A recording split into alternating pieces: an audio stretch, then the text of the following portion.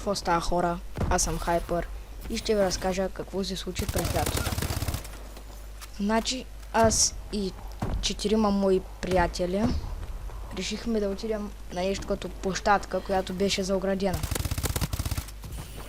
И там имаше парзалки, люлки и такива работи. И почнахме да играем игри, гонихме се, люляхме се и глупости правихме, гонихме се там. Имаше един дядо, който ни гонеше, ние се връщахме, гонеше, не връщахме се. И така, докато не стана това. Значи един път дойдоха едни цигани. Ма те бяха, разбирате ли, поне 10-15 човека. И викат, ай, махайте се от тук лапета, сега ние ще играем. Па бяха някакви 8 годишни. И ние викаме, що се махаме. И те викат, и така, защото ние ви казваме и ще правите каквото ние ви кажем. И ние викаме, няма се махнем. И те викат, добре, ще видите какво ще стане. Ние на следващия ден пак решихме да отидем. Отидохме и един час по-късно някъде дойдоха пак същите 15 на лапета.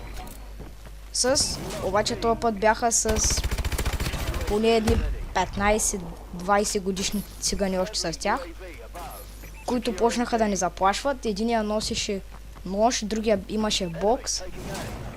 И нали почнаха да ни заплашват. Викат, хай, излете от тук, пишлемета грозни. И нали ние викаме, окей, без да се караме. Излязохме, обаче едно момче нали почна да се прави на готин. И вика, няма излизаме, какво ще стане, какво ще ми направите. И нали тия цигани му викат, ти на мене ли ще отговаряш? И той вика, да, какъв ти е проблема? И те някакви, както седат, изведнъж му наскочиха 4. И той, както седеше, изведнъж тръгна като стрела, изведнъж и се измъкна, прескочи оградите.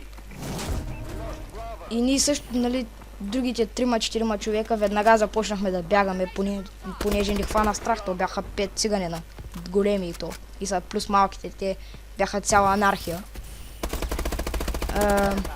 И ние, нали, тръгнахме, катерихме се по парзалките, прескачахме огради и избягахме, обаче едно момче остана вътре. И това е най-смешната част.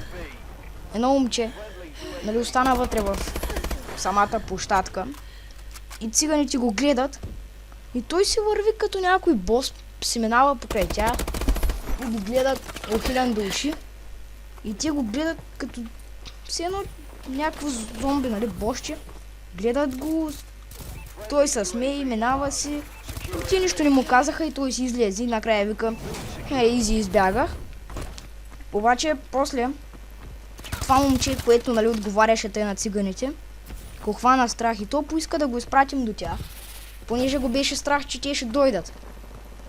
И то така и стана, нали, ние го изпратихме и се скрихме зад едно дърво да видим дали циганите ще идат. И там се бяха доцътрили 4-5 циганина и стояха пред неговия вход поне 15 минути, даже на нас не омръзна да стоим и се тръгнахме. И това момче го беше страх да излезе от тях. И по време на един месец от лятната ваканция то не излезе от тях. И циганите почти всеки ден стояха пред тях и го чакаха да слезе и да го пребият. Просто не знам, са тия цигани ненормални ли са. И най-смешната част беше как това момченце се излезе като някое шефче. Мина си покрай тях и те нищо не му казаха. Ние се отървахме, ама това момче го преследваха. Той е от София и докато не свърши лятната ваканция, то не излезе от тях. Беше го страх. И така свърши лятната ваканция, родителите му го взеха и се прибра в София. И това е историята. Благодаря ви, че ме гледахте. Аз бях Хайпер. Ще се видим следващия път.